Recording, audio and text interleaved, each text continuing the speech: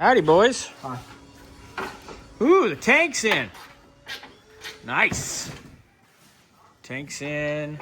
Got our fuel hard line started. That was no easy task. You guys have them just mocked up with the zip straps right now. We'll have actual clamps on them when it's completed. That is looking good. Nice. Well done, boys. That's a big chunk of crap knocked out.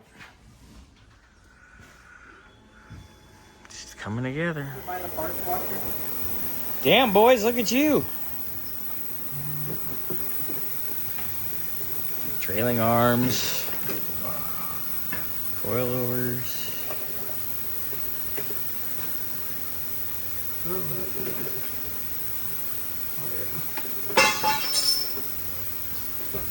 If I can get it back out. Damn. How's it coming over here, Xander? Wow. Look at that. Tanks all in. Look good, boys. All right.